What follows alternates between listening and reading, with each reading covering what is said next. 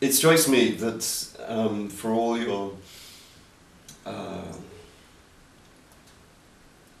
sort of past of, in a way, living on the edge of mainstream society.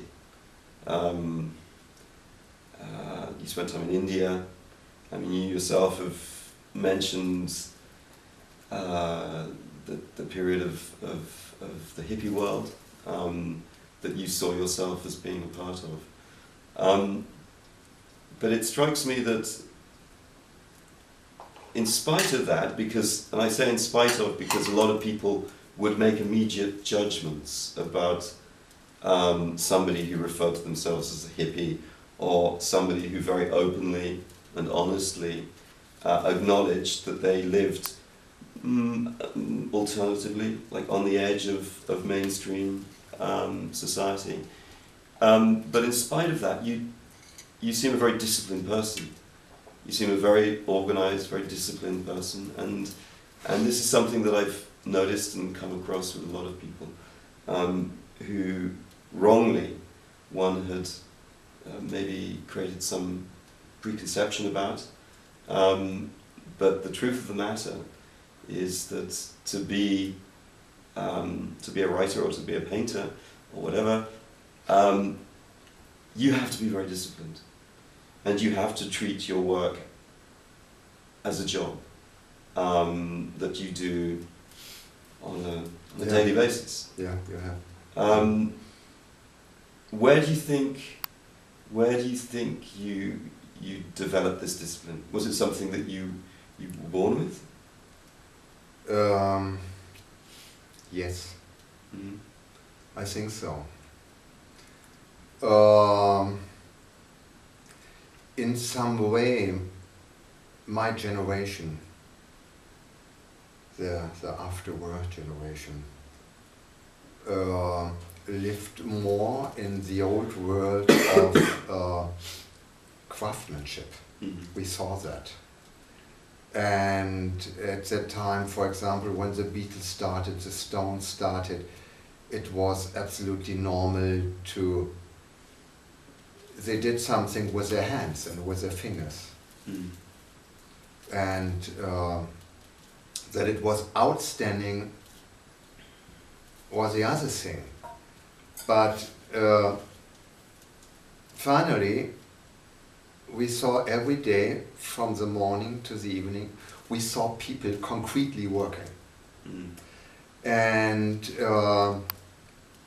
it was something, a good worker, a good craftsman was in some way, was an idol.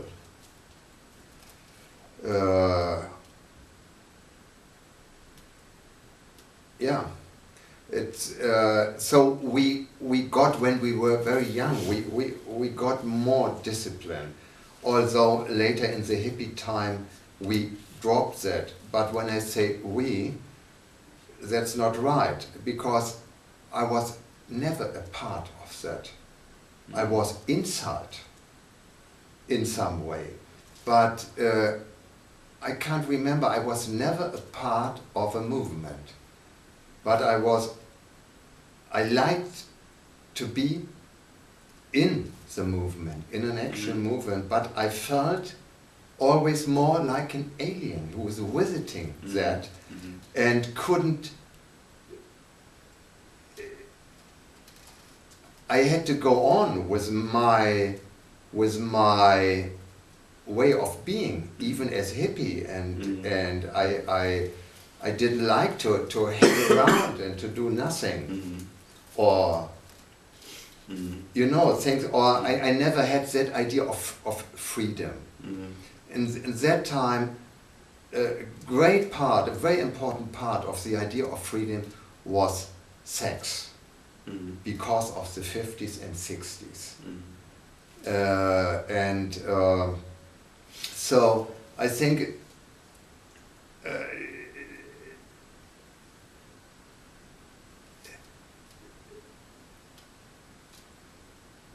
No, I never felt like that, to be a rocker, to be you know,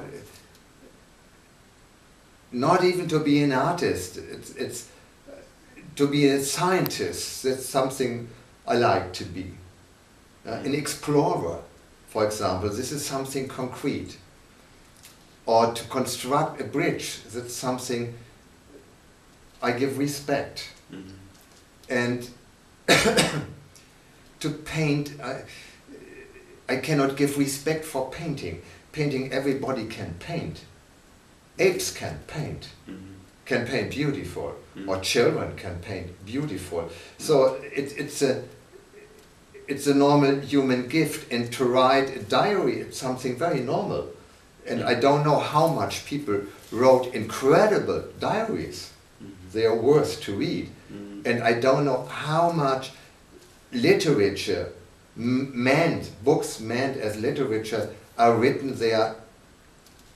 The content is more or less tiny. 2 pages, you can more or less, or Dan Brown, you can write Dan Brown in 3 pages. Yeah, it's that's the whole story, and the rest is decoration. So that's, for example, that's a good expression. Decoration is something what fascinates me, and I would say decoration as a metaphor. For you can decorate words, other tiny little words. You think, oh, those are so nice words, and what a good sentence. This, for example, is what you've told. This ego thing. What a great sentence, and what a color, what an idea of a picture, or what a bombastic music, what a sound we created, and this is a normal human potential to do that, and or to be a philosopher. Everybody should be a philosopher. This is a right idea of philosophy. But there are people who do a thing